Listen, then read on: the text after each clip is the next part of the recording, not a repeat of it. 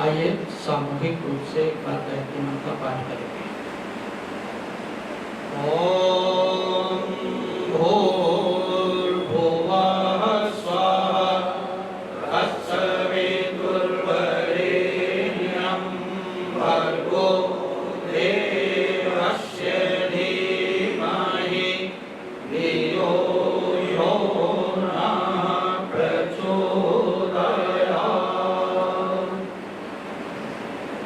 ॐ स्तुतमया वर्गवेदमाता प्रचोदयन्तां पावमानि द्विजानां आयुः प्राणं प्रजां पशुं कीर्तिं द्रविणं ब्रह्मवर्चसं मह्यं दत्त्वा व्रजत ब्रह्मलोकम्। आदर और सम्मान के योग्य समाज के प्रधान सम्माननीय दिवंगत साहब, बड़ी ही कुशलता से समाज का संचालन कर रहे सम्माननीय मंत्री जी इत्यादि, कोषाध्यक्ष के रूप में कार्य कर रहे सम्माननीय हेमराज राजपूत जी, उपस्थित भद्र पुरुषों, सम्माननीय मातृशक्ति, बहुत ही सुंदर वातावरण में हम सबने मिल करके यज्ञ कार्य संपन्न किया। तदुपरांत आपने दो बड़े ही सुंदर भजनों का श्रवण किया है। सम्मानीय सहगल साहब जब भजन गा रहे थे तो कह रहे थे हमारी अवस्था की व्यवस्था आपके हाथ में है, जहाँ रखोगे वहीं, यही कह रहे थे। बड़ी ईमानदारी से कह रहे थे। और एक बात निवेदन करना चाहूंगा, एक होती है व्यवस्था, एक होती है व्यवस्था। तो व्यवस्था में कोई कुछ मजबूरी होती है, उसमें आप इधर उधर कुछ नहीं कर पाते हैं, लेकिन जो व्यवस्था होती है उसको बना करके रखना हमारा सबका उत्तरदायित्व बनता है। तो उस परमपिता परमात्मा ने, जिसको अभी कपूर साहब जिसके लिए नमस्कार कहने की बात कर रहे थे ना, कानपुर से, हाँ, हमारे दीवान जी भी कानपुर के, मैं लखनऊ से हूँ। ये जब लखनऊ की तरफ देखे तभी इनका कल्याण हुआ था। भाभी जी लखनऊ की है। तो खैर मैं आपसे निवेदन कर रहा था, उस परमपिता परमात्मा की व्यवस्था में हमें रहने का प्रयास करना है, उसको नमस्कार करना है, उसको नमस्ते निवेदन करना है। और नमस्ते का अर्थ होता है नमन करना, यही तो है। और हाथ जोड़ करके नमस्ते करते हैं, सर झुका करके भी कपूर साहब नमस्ते करते हैं। इसका अभिप्राय सीधा सा होता है, जिस विधि को हम कर रहे हैं वैसी ही प्रक्रिया जब हम कर रहे होते हैं तो उसका हमें लाभ ज्यादा होता है। हाथ जोड़ते हैं, सर झुकाते हैं, हाथों को हृदय के पास रखते हैं,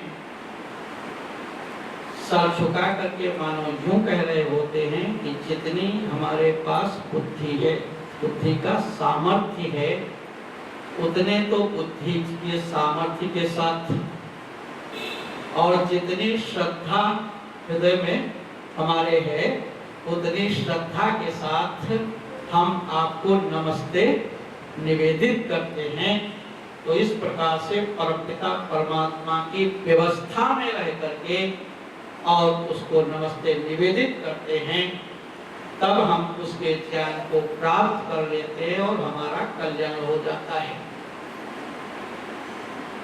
इसकी प्राप्ति के लिए, ज्ञान की प्राप्ति के लिए या प्रभु को नमस्ते करने के लिए निवेदन करना चाहूंगा, जो गुरु पूर्णिमा की बात कही गई, तो हम क्या करें, वह जो परमपिता परमात्मा सर्वप्रथम गुरु है, जो आदि गुरु है, उसको हम नमस्कार करें।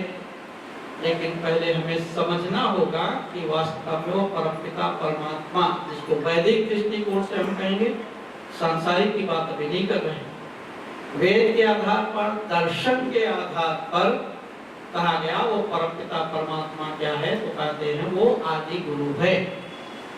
और कौन से दर्शनकार कह रहे हैं? योग दर्शनकार। समाधि पाद में कहते हैं पूर्वे शाम पे गुरु काले नाम वच्छेदात, सूत्र दिया 26 नंबर पर दिया है। समाधि पाद के 26 नंबर पर ये सूत्र है। और निवेदन करना चाहूंगा, वहां पर कहा गया वह परमपिता परमात्मा क्या है, तो कहते हैं पूर्वे शामापि गुरु, जो पूर्व में जितने भी गुरु हुए हैं उन सबका भी वो परमपिता परमात्मा गुरु है। और कहा वह काल उसकी सीमा में नहीं आता, इसलिए वह आदि गुरु है। सत्ता तो अनादि है, लेकिन सृष्टि के आदि के से गुरु होने के कारण हम उसे कह रहे हैं वह आदि गुरु है। और अगर इसे और स्पष्ट करने का प्रयास करूं तो निवेदन करना चाहूंगा, ये पुरोहित गण यहाँ बैठे ना, अगर इनसे पूछा जाए आपको यह ज्ञान और विज्ञान सब विधि कराने का किसने दिया, या किसी भी व्यक्ति से पूछा जाए, तो हम क्या कहेंगे कि हमारे गुरु जी ने हमको ये ज्ञान दिया था, उन्होंने हमें बताया। अच्छा, हमारे गुरु जी से पूछा जाए आपको किसने ज्ञान दिया था, तो स्वाभाविक तौर पर यही कहेंगे कि हमारे गुरु जी ने। हमारे गुरु जी क्या कहेंगे? अरे हमारे गुरु जी ने भी हमको ये ज्ञान दिया था। उनसे भी पूछा जाए कि आपको किसने दिया था, तो अपने गुरु जी का नाम लेंगे। इस परिपाटी को पीछे बहुत दूर लेकर के जाना, तो कौन मिलेगा सृष्टि के आदि में? 4 गुरु मिलेंगे, अग्नि, वायु, आदित्य और अंगिरा। सृष्टि के आदि में ऋषि हुए हैं, और ये जिन्होंने वेदों, जिनके माध्यम से वेद ज्ञान हमें प्राप्त हुआ है, तो कहते हैं वो गुरु मिलेंगे। लेकिन कहा जाए कि उनको फिर ज्ञान किसने दिया? सृष्टि के आदि में उन 4 ऋषियों को ज्ञान देने वाला कौन था? तब हम कहेंगे वह परमपिता परमात्मा नाम की सत्ता है, और जिसने इन 4 ऋषियों को ज्ञान दिया। तो बोलो कौन सा गुरु है प्रथम? परमपिता परमात्मा, जिसने 4 ऋषियों को ज्ञान दिया, और 4 ऋषियों ने उस ज्ञान को आगे बढ़ाने का कार्य किया। सुना करके ना, लिपि नहीं थी, अगले शिष्यों को वो सुनाते थे, शिष्य लोग याद कर लेते थे, इसी आधार पर उसे श्रुति कहा गया। ये परंपरा चलती रही, फिर लिपि में आई, हमारे सामने आज लिखित में वेद हैं। तो मैं आपसे निवेदन कर रहा था, वह परमपिता परमात्मा क्या है? वह आदि गुरु है। और इस प्रकार का जो वो परमपिता परमात्मा गुरु है, तो गुरु शब्द जो प्रयोग किया गया, उसके लिए कहते हैं ये गुरु शब्द कहाँ से आया, इसका क्या मतलब है, इसका अर्थ क्या होता है। तब आपसे निवेदन करना चाहूंगा, आदि शंकराचार्य ने एक पुस्तक लिखी है प्रश्नोत्तरी, उसका नाम क्या है? प्रश्नोत्तरी। उसमें उन्होंने गुरु शब्द की व्याख्या की, और व्याख्या करते हुए लिखते हैं, अरे गु का अर्थ है अंधकार, और रू का अर्थ है प्रकाश। अंधकार का मतलब अज्ञान, और प्रकाश का मतलब है ज्ञान। तो पता चला, कहा जो हमें अंधकार से, ये अर्थ करेंगे ना, जो अंधकार से प्रकाश की तरफ ले जाने का कार्य करता है, वह कौन होता है? वह हमारा गुरु होता है। तो एक तो परमपिता परमात्मा, जो लोग मोबाइल चला रहे हैं, व्हाट्सएप देख रहे हैं, उनको पंडित को खीर खिलानी पड़ेगी, नहीं तो बंद कर दें। समझ गए? खिला भी देंगे। तो खैर, मैं आपसे निवेदन कर रहा था कि गुरु को कहा गया जो अंधकार से हमें प्रकाश की तरफ ले आए, वह सत्य अर्थों में गुरु होता है। इतना ही नहीं, ऋषि दयानंद से पूछा गया कि स्वामी जी, हे आचार्य, आप क्या परिभाषा करेंगे गुरु की? तो उन्होंने सत्यार्थ प्रकाश ग्रंथ लिखा और लास्ट में एक लिखा है स्व मंतव्य मंतव्य प्रकाश लिखा है। 51 शब्दों के अर्थों को उन्होंने बड़ा स्पष्ट कर दिया है कि तीर्थ क्या है, पाप क्या है, पुण्य क्या है, मनुष्य क्या है, सब चीजों पर उन्होंने प्रकाश डालने का प्रयास किया। अच्छा, स्वमंतव्य मंतव्य है, क्या मंतव्य है क्या अमंतव्य है, इसको प्रकट किया है। तो वहां पर स्वामी जी उसकी भूमिका में एक बात और बड़े स्पष्ट शब्दों में लिखते हैं और कहते हैं जो इसमें हम लिख रहे हैं वो हम अपनी तरफ से नहीं लिख रहे। किसकी तरफ से लिख रहे हो गुरुवर? तो कहते हैं मैं आप्त पुरुषों की तरफ से लिख रहा हूं। तो आप्त पुरुषों का भी परिभाषा कर दी, आगे लिख देते हैं आप्त अर्थात जो सत्यमानी हैं, जो सत्यवादी हैं, जो सत्कर्म करते हैं, परोपकारक हैं, ऐसे जो महापुरुष हुए हैं जिन्होंने ज्ञान और विज्ञान को प्राप्त किया है, जैसा वह मानते हैं वैसा ही मैं स्वयं भी मानता हूं। तो इसलिए कहा जैसा विद्वान लोग आप पुरुष को मानते रहे हैं वैसा ही मैं भी मानता हूं और उसी मान्यता के आधार पर मैं लिख रहा हूं। मैं अपनी तरफ से कुछ भी लिखने की कोशिश नहीं कर रहा हूं। जो आप्तों ने कहा है, आप्त पुरुषों ने कहा है, परमात्मा के ज्ञान जो वेदों ने कहा है उसे हम स्पष्ट यहाँ पर करने का प्रयास कर रहे हैं। तो उसके नीचे एक बात और लिख देते हैं, इसलिए मैं अपना कोई नया मत मजहब संप्रदाय खड़ा करना नहीं चाहता। मैं तो ऋषियों की बताई हुई बातों को ही स्पष्ट करना चाहता हूँ और आगे कहने का प्रयास करता हूँ। तब उन्होंने, मैं आपसे निवेदन कर रहा था, 51 शब्द लिखे, उसमें 33 नंबर पर गुरु शब्द की व्याख्या उन्होंने की। तो कहते हैं गुरु कौन है? तो कहते हैं माता पिता। फिर कहते हैं जो मिथ्याचरण को छुड़ाए और सत्याचरण का ग्रहण कराए, वह सच्चे अर्थों में हमारा गुरु होता है। तो स्वामी जी ने लिखा माता पिता और आचार्य हम कह सकते हैं। ये क्या है? तो कहते हैं ये हमारे गुरुजन हैं, इनसे हमें शिक्षा मिलती है। माँ को प्रथम गुरु सांसारिक दृष्टिकोण से, संसार में क्या है? तो कहते हैं माँ का पहला नंबर है गुरु में, वह संतान की प्रथम गुरु होती है।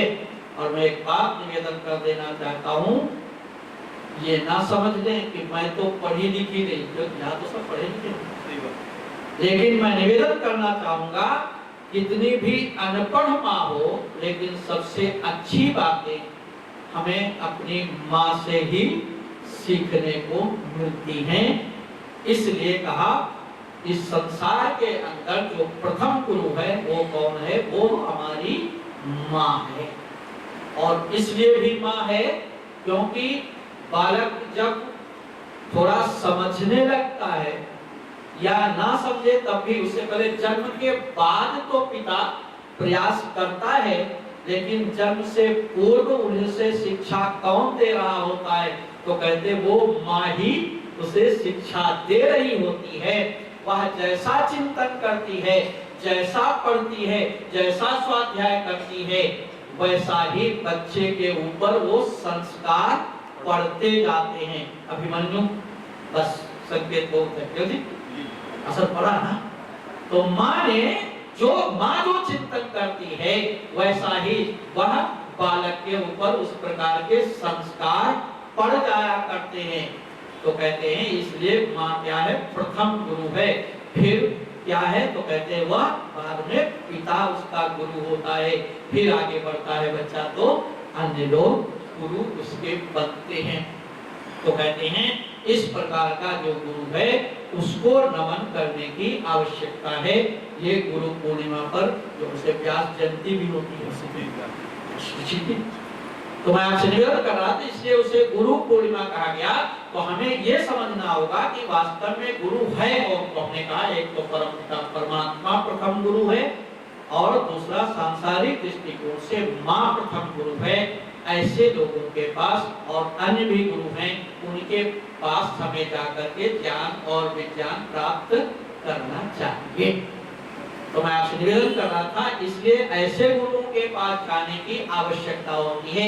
ऋषि दयानंद इसीलिए स्पष्ट करते हैं। और आपसे एक बात और कह देना चाहूंगा, इसीलिए गुरु के पास जब जाते हैं तो किस रूप में हमें जाना होगा उसकी व्याख्या भी करते हैं। और कहते हैं जब आचार्य के पास विद्यार्थी जाता है, गुरुकुल में जाता है जब विद्यार्थी, पहले तो गुरुकुल होते थे ना, सब कितने थे, वो तो व्यवस्था परिवर्तित कर दी गई, नहीं तो अपने पास कितने गुरुकुल थे। तो कहते गुरुकुल में जब विद्यार्थी आचार्य के पास जाता था तो खाली हाथ नहीं जाता था, ये व्यवस्था होती थी।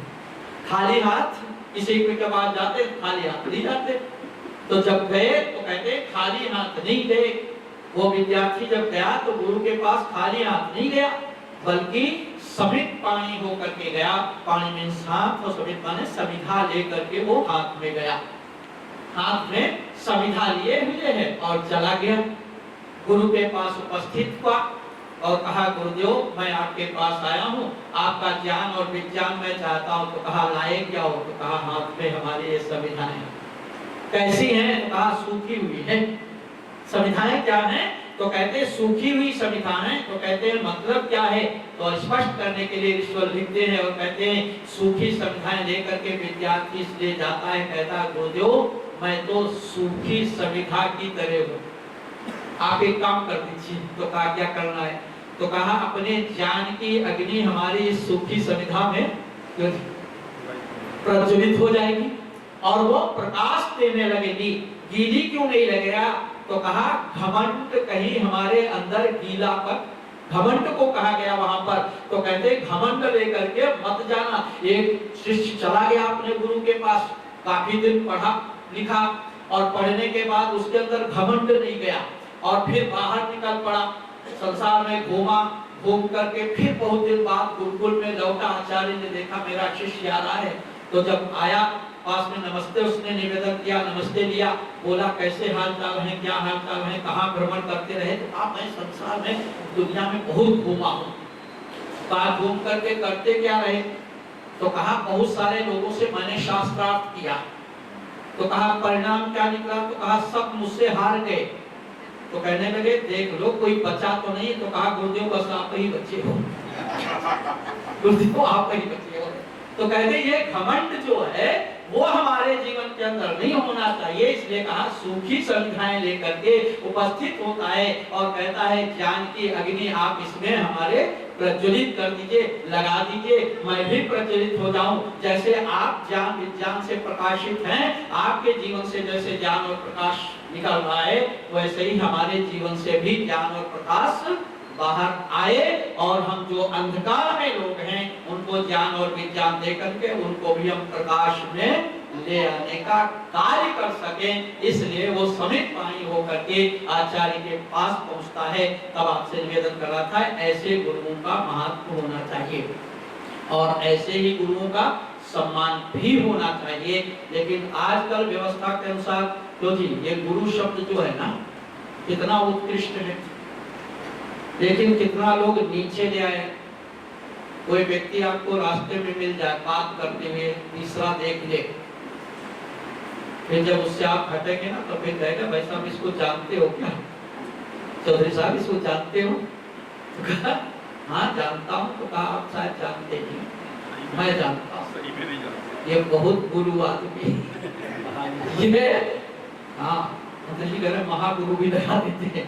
कहते ये बहुत बड़ा गुरु आदमी है, इससे थोड़ा सचेत रहना, बच करके रहना। तो आजकल अर्थ उधर लोग ले गए, लेकिन अर्थ इसका कितना उत्कृष्ट है। तब लेकिन निवेदन करना चाहूंगा ये गुरु परंपरा जब इस प्रकार से सात्विक रूप में चलती रही शिष्य गुरु का सम्मान करता था और गुरु अपने शिष्य को पूरा ज्ञान और विज्ञान देने का प्रयास करता था। तो संसार के अंदर प्रकाश ही प्रकाश यानी ज्ञान का प्रकाश बहुत ज्यादा था। लेकिन बाद में गुरुडम लोगों ने, ये कहूंगा स्वामी दयानंद जी ने सत्यार्थ प्रकाश के 11वें समोल्लास पे लिखा है और गुरु महात्मा उसमें हेडिंग दी गई है। तो फिर वहां पर लिखते हैं प्रश्नकर्ता प्रश्न करता है और कहता है गुरु ब्रह्मा गुरु विष्णु गुरुदेवो कह दिया, साक्षात परब्रह्म कह दिया, परमपिता परमात्मा उसको गुरु को। और फिर कहते हैं आगे और लिखा और कहा ऐ संसार के लोगों, जो गुरुडम फैलाने वाले लोग हैं ना, अपनी पूजा कराने के लिए जानते तो नहीं है और दूसरे की मानते भी नहीं हैं, ऐसे जो गुरु लोग हो गए वो अपनी पूजा कराने के लिए उन्होंने कुछ लिख दिया। और लिखते क्या हैं, तो वहां पर लिखते हैं कि ये शिष्यों को संबोधित करते हुए कहते हैं सुनो, गुरु के पास जब आओ और गुरु जो भी आपको मिला है, जो जिसको आपने गुरु किया है, तो कहते यदि वह गुस्सा करता हो, क्रोध करता हो, तो उसे नरसिंह का अवतार मान के पूजा करना। यदि मोही हो तो राम मान करके पूजा करना। यदि कामी हो, ऐसा महर्षि दयानंद ने बड़ा विरोध किया इसका, लेकिन संसार में लोग जो मानते हैं, कहा यदि कामी हो तो उसे कृष्ण मानना अपने गुरु को। यदि लालची हो तो, यदि लालची हो तो कहते तो वामन का होता, कुछ छोटे से रूप में मांगा था ना, 3 पग केवल मांगे थे 3 लोग ना। तो कहा यदि लालची हो तो क्या करना, तो कहते उसे वामन मान करके उसकी पूजा करना। गुरु जो भी आज्ञा दे उसे नकारने की आवश्यकता नहीं है। और कहा गुरु से हमेशा मिलने आया करना। परिणाम क्या होगा, उसका फल क्या होगा, तो कहते गुरु के पास मिलने जाते हो जब, तो एक एक पग का इतना महत्व है कि वो अश्वमेध यज्ञ की बराबर उसका पुण्य मिलता है। इतना बढ़ा चढ़ा करके लोगों ने लिखा और कहा इस तरह से गुरु के पास जाने का प्रयास करना। ऋषि दयानंद ने इस बात का खंडन किया और कहा मैं गुरु के खिलाफ तो नहीं हूँ, लेकिन गुरुडम के खिलाफ हूँ और मैं निवेदन करना चाहता हूँ जितने ज्यादा जिसके शिष्य हैं वो उतना ज्यादा बड़ा आज गुरु बना घूम रहा है। शिष्य हैं और गुरु क्या सोचता है कि ये जितने शिष्य हैं इनसे हमें कुछ प्राप्ति होगी, कुछ मिलेगा, वो लेने के लालच में गुरु बनाता है। अच्छा, चेला भी कम नहीं है, शिष्य भी कम नहीं है। कहता चलो गुरु कर लिया तो जब भी कोई समस्या होगी तो झूठी यदि कसम खानी है तो गुरु की ही, मैं अपने गुरु की कसम खा के कहता देता है। तो कहते मेरे लिए एक साधन ये मिल गया कि हम झूठी कसम खा करके अपना काम चला लेंगे, पापों को छुड़ाने का हमें एक साधन मिल गया। तो इस तरह से आज चेला भी गुरु को इस उद्देश्य से कर रहा है, गुरु भी अपनी प्राप्ति के लिए उस उद्देश्य से चेला बना रहा है। इस व्यवस्था का स्वामी दयानंद जी ने खंडन किया और कहा, लोगों ने फिर बाद में और लिख दिया गुरु गोविंद दो खड़े का, यही लिखा है गुरु गोविंद दो खड़े काके लागो पाए। महर्षि दयानंद कहते हैं एक तो गुरु परमात्मा के बराबर कदापि नहीं हो सकता है, वह परमात्मा के समतुल्य नहीं हो सकता है। और दूसरा कहा कि वह परमात्मा के तुल्य नहीं हो सकता, तो उसको बताने के लिए यहाँ पर कहा कि गुरु को भी लोगों ने कहा गुरु गोविंद दो खड़े काके लागो पाए, बलिहारी गुरु आपने गोविंद दियो बताए। ये लिख दिया कि अपने गुरु का धन्यवाद करो जिसने परमपिता परमात्मा से हमें मिला दिया। दोनों करें, इसका महत्व पहले कहा है, सबसे पहले गुरु का। ये गुरुडम फैलाने वाले लोगों ने किया है। अगर ऑफिस में जाए तो जी राष्ट्रपति से मिलना हो, प्रधानमंत्री से मिलना हो, बाहर चपरासी हो तो जी, और वो कहे कि इस समय बड़ा व्यस्त है मिलवा नहीं सकता, हम भी बड़ा प्रयास करते हैं और कई तरह के प्रयास लोग कर देते हैं। अच्छा, वो मिलवा दे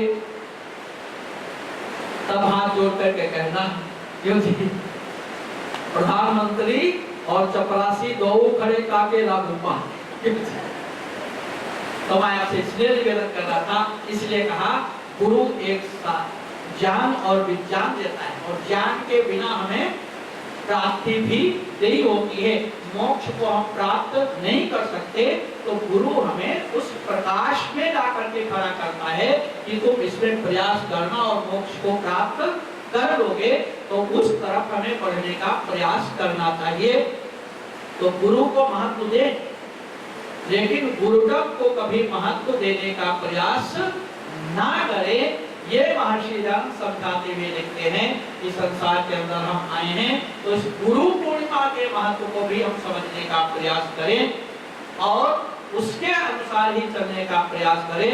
सच्चे अर्थों में जो गुरु है, तो इसलिए कहते हैं गुरु करे जान के और पानी पिए। लोग कहते हैं आजकल पानी को छाने की व्यवस्था हो गई, जो घर पे लगा है, लेकिन गुरु को तो कहते हैं गुरु को हमें जानना होगा कि वास्तव में ये व्यक्ति गुरु बनने का अधिकारी है अथवा नहीं है।